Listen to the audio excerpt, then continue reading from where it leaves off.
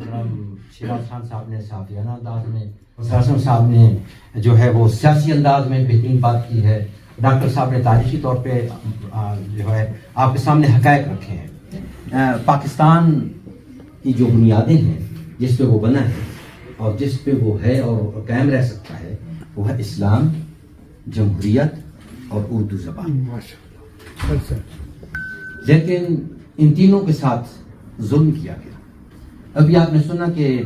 پاکستان کا پہلا وزیر خارجہ کون تھا، وزیر قانون کون تھا۔ پاکستان کی جب اسمبلی بنی تو بسم اللہ نے قرارداد، جب پاکستان کا آئین کی بات ہو رہی تھی تو بسم اللہ الرحمن الرحیم پر اعتراض ہوا۔ پھر اس کے بعد اسلامی جمہوریہ پاکستان کا لفظ ہٹانے کی جمہوریہ پاکستان کی بات رکھی گئی، پھر اس کو سوشلسٹ نظام لانے کی بات کی گئی، لیکن عوام کی قربانیوں سے اور متحدہ اقدام سے ان لوگوں کو مجبوراً پاکستان کے آئین کو اسلامی طور پہ بہت ساری اس میں اہم ترین باتیں ہیں جس کی بنیاد پہ ہم اپنے ملک کو بچا سکتے ہیں، دنیا کی قیادت کر سکتے ہیں۔ لیکن آج ہم جن حالات سے دوچار ہیں آپ کو پتہ ہے، پاکستان میں مہنگائی، بے حیائی، رشوت، اور اس طرح راسخ ہو گئی یہ رشوت کہ میرے پاس اتنے کروڑ ہوتے تو میں پورے اسمبلی کو خرید سکتا تھا۔ تو جب آدمی کی حالت یہ ہو جائے کہ ہماری مائیں، بہنیں، بیٹیاں، علماء، حق بات بولنے والے جیلوں میں جائیں، ان کو پوچھنے والا نہ ہو، اور یہ ہے کہ جس طرح ایک سپر پاور جو ویٹو پاور استعمال کرتی ہے وہ کہتی ہے کہ آپ ہمارے ساتھ ہیں یا ہمارے مخالف ہیں، تو ہماری مقتدر طاقتیں بھی کہتی ہیں کہ آپ پہ جو ٹھیک مقدمات قائم کیے گئے ہیں اور غلط مقدمات قائم کیے گئے ہیں، آپ ہمارا ساتھ دیں گے تو سب معاف، اور اگر ہمارا کوئی ساتھ نہیں دے گا تو سب کچھ اسی پہ ڈالا جائے گا۔ یہ ظلم، یہ جاتی یا یہ ناانصافی، اسی بنا پہ ہمارا مشرقی پاکستان ہم سے ٹوٹا ہے، اور ان بین الاقوامی طاقتوں نے جو مخالف اسلام ہیں انہوں نے ہمارے اندر جو ہے وہ فرقہ واریت، لسانیت، اس بنیاد پہ خون خرابہ کرایا، ہم کو بانٹا،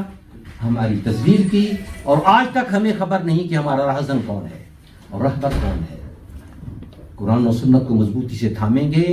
اللہ کی رسی کو مضبوطی سے تھامیں گے تو امت کی ہم قیادت کر سکتے ہیں، انسانیت کی قیادت کر سکتے ہیں، کیونکہ قرآن مجید نے ہمیں خیر امت کہا ہے، اخرجت للناس کہا ہے، شہداء علی الناس کہا ہے۔ ہمارا منصب دنیا کے اندر امامت صالح اور خلافت راشدہ کا نظام ہونا چاہیے، لیکن ہمارے ملک کے اندر کیا ہے؟ کیپٹلزم ہے، سوشلزم ہے، امپیریلزم ہے، امریکہ کے حوالی ہیں، روس کے پجاری ہیں، اور ایک شخص نے جب یہ خارجہ پالیسی کو بدلنا چاہا تو اس کا آج آپ دیکھ رہے ہیں کہ اس نے سچ بات کہی ہے، حق بات کہی ہے، اس لیے اس کے ساتھ یہ سلوک ہو رہا ہے۔ تو میرے دینی بھائیوں، سوچنے کا مقام ہے، اپنے اندر تبدیلی لانے کا مقام ہے۔ بڑی اہم میر صاحب نے بڑی بہترین طریقے سے بات کی ہے کہ آپ جس ملک میں رہتے ہیں، جہاں رہتے ہیں، وہاں کے حالات کو دیکھیں، بہترین طریقے سے بات کریں، اپنے پیغام کو اچھے طریقے سے پہنچا سکتے ہیں، بجائے اس کے کہ ایسی باتیں کریں جن پہ خواہ مخواہ آپ کے خلاف نادیدہ قوتیں جو ہیں وہ استعمال کرتی پھریں، اور آپ جو ہے وہ پس دیوار زندہ ہو جائیں، یا آپ جو ہے وہ ایسے حالات سے دوچار ہو جائیں کہ آپ حق بات کہہ نہ سکیں۔ ہم یہاں پر بھی جس طرح کونسلر اسلم صاحب نے ریزائن دیا ہے، ہمارے بہت سارے لوگوں نے ریزائن دیا ہے، یہاں ہم حق بات کہہ سکتے ہیں۔